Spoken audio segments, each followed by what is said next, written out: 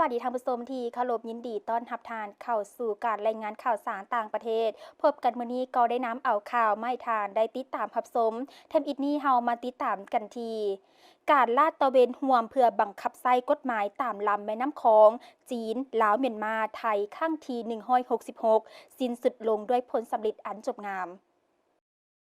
ในวันที่ 3 กรกฎาคมผ่านมานี้เรือลาดตระเวนจีนที่ได้เข้าร่วมฝึกอบรมกับลาวและเมียนมาได้กลับคืนสู่ท่าเรือตำรวจจิงฮาของแขวง 12 พันนาแขวงหยุนนานประเทศจีนอย่างสะดวกปลอดภัยซึ่งเป็นขีดหมายแสดงให้เห็นว่าการลาดตระเวนร่วมเพื่อบังคับใช้กฎหมายตามลำแม่น้ำคองจีนลาวเมียนมาไทยครั้งที่166สิ้นสุดลงด้วยผลสำเร็จอันจบงาม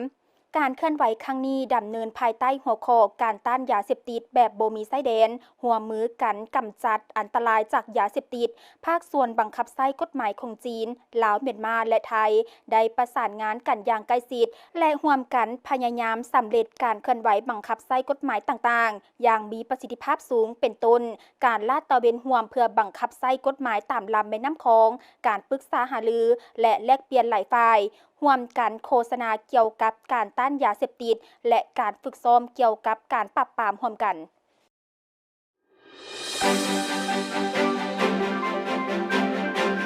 ในวันที่ 4 กรกฎาคมผ่านมาอยู่นครหลวงฮานอยได้จัดกองประชุมประจำเดือนมิถุนา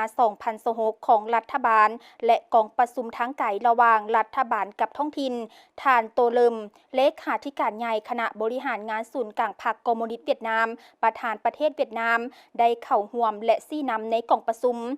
ชุมได้จัดขึ้นแบบทั้งไก่เสื่อมต่อกับ34แขวงและนครทานโตเลิมเลขาธิการใหญ่ประธานประเทศสาธารณรัฐสังคมนิยมเวียดนามได้สังเขป6หมากผลพ้นเด่นเซิงรัฐบาลบรรลุได้ในระยะผ่านมาพร้อมกันนั้นก็ซี้นำการแก้ไขบรรดาจุดคงค้างเพื่อสุกยูการเติบโตให้ได้อย่างน้อยสุด10สันห้อยท่านเสนอให้รัฐบาลหีบเล็งหันบรรดาหน้าที่ข้างถึงเป็นอันละเอียดกลายเป็นแผนการกระทำที่มีความคืบหน้าไปตามเดือนตามไตรมาสกำหนดแจ้งองค์การเป็นประธานผู้รับผิดชอบและเปิดเผยหลักผลการปฏิบัติท่านโตเลิมเน้นหนักว่า